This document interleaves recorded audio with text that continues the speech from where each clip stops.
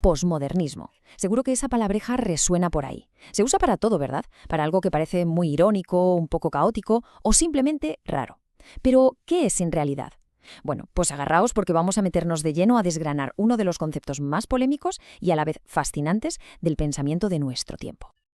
Esa es, sin duda, la pregunta del millón, porque no es solo un estilo de arte o una corriente filosófica, es más bien una reacción, una especie de desconfianza profunda hacia todas las certezas que habían definido el mundo moderno.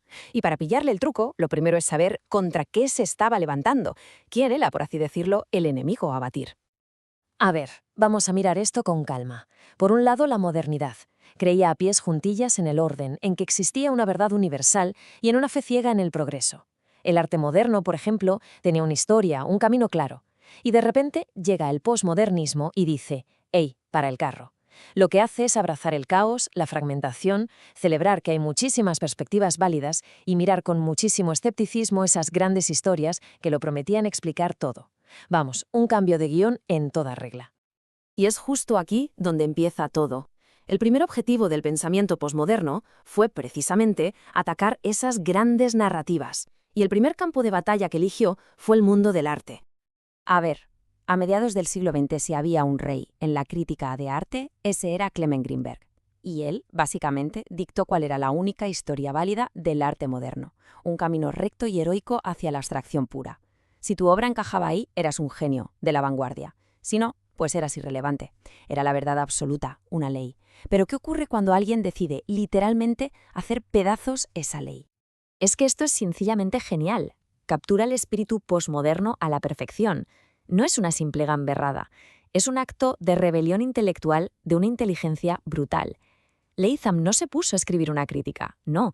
Cogió la fuente de autoridad, el libro de Greenberg, y la transformó en otra cosa.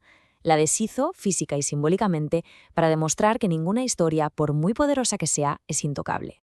Claro, esa desconfianza no se paró en las grandes historias. Muy pronto se giró hacia el origen mismo de esas historias, la figura del autor. Porque si la narrativa es cuestionable, ¿qué pasa con la persona que la cuenta? Y aquí entra en escena el filósofo Roland Barthes con una idea que fue una auténtica bomba. Viene a decir que una vez que un texto, una obra de arte, lo que sea, sale al mundo, el autor muere. Sus intenciones, su vida, su ideología, todo eso de repente ya no es el centro de todo.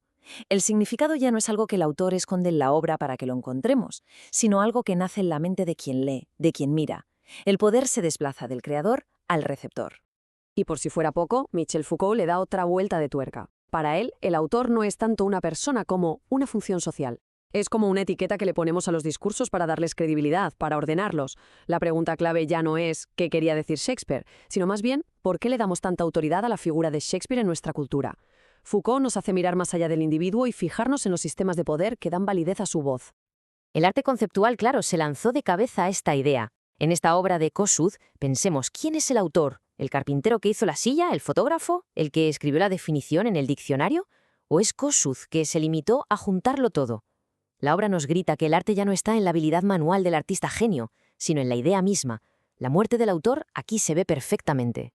Bueno, pues una vez que se ha puesto en duda el arte y la figura del autor, el pensamiento posmoderno dirige su lupa crítica hacia lo más íntimo que tenemos, la idea de que existe un yo estable y universal. Esta frase, que nació en los grupos de concienciación feminista de los 60 y 70, es una de las claves de todo este asunto. Las mujeres de la época se dieron cuenta de que muchos problemas que la sociedad consideraba personales o privados en realidad no eran fracasos individuales, sino que eran el resultado directo de unas estructuras de poder políticas y sociales. Y aquí es donde vemos cómo todo empieza a encajar. Si el autor ha muerto y el significado lo crea quien recibe el mensaje, entonces la experiencia personal se convierte en una fuente de conocimiento súper valiosa. El punto clave es este. La identidad no es algo que nace de nuestro interior, algo puro y aislado. Es algo que se construye. El discurso cultural, la política, la historia, todo eso nos va moldeando. La idea de un ser humano neutro y universal se viene abajo, y se ve que a menudo era un disfraz para una perspectiva muy concreta, la del hombre blanco occidental. La teoría queer, con gente como Judith Butler a la cabeza, lleva esta crítica al límite. Y es fascinante. Sostiene que las identidades, como el género, no son algo que somos, sino algo que hacemos, constantemente, a través de nuestros gestos, nuestra forma de hablar, la ropa que llevamos. Son una performance. Y claro, si es una performance, significa que el guión se puede cambiar. Las categorías fijas y estables se disuelven en el aire. Partiendo de la identidad personal, el análisis se expande para deconstruir las grandes narrativas culturales, sobre todo las que se crearon durante la época del colonialismo. Aquí, el pensador Walter Mignolo hace una distinción que es fundamental. Una cosa es el colonialismo, o sea, el dominio territorial, que pudo acabar, pero otra muy distinta es la colonialidad, o sea, la lógica de poder, la jerarquía racial y la forma de ver el mundo que impuso Europa. Eso, dice Mignolo, sigue muy vivo. Es como un software mental que se queda instalado mucho después de la independencia. Ahora, el concepto de mímesis, de Homi Bhabha, es realmente interesante. El poder colonial le exige al colonizado que lo imite, que sea una buena copia. Pero claro, esa imitación nunca puede ser perfecta. Siempre es un casi igual, pero no del todo. Y es justo en esa pequeña diferencia, en esa copia que falla, donde la autoridad del colonizador se tambalea y queda en evidencia, casi en ridículo. La imitación de repente se convierte en una burla, en una forma de resistencia muy sutil. Y esta obra de Jinka Sonibare es la encarnación perfecta de esa idea. Coge un símbolo del poder aristocrático inglés, les corta la cabeza y los viste con unas telas que son en sí mismas un producto súper complejo de la historia colonial. Es una mímesis que se vuelve contra el original, que cuestiona la historia, la identidad y la supuesta pureza cultural, todo de un solo golpe. Y con esto llegamos al punto donde todas estas ideas chocan. A ver, si las grandes narrativas han caído, si el autor ha muerto, si la identidad es una construcción inestable, ¿qué queda del individuo moderno, de ese yo unificado y coherente? El psicoanalista Jacques Lacan explicó que nuestro yo moderno se forma en lo que llamó el estadio del espejo. Es ese momento mágico de bebés en que nos vemos en un espejo y por primera vez nos reconocemos como un todo, como una imagen unificada. Pero ojo, para Lacan, esa coherencia es una ilusión, una especie de armadura que nos ponemos para no sentirnos fragmentados por dentro.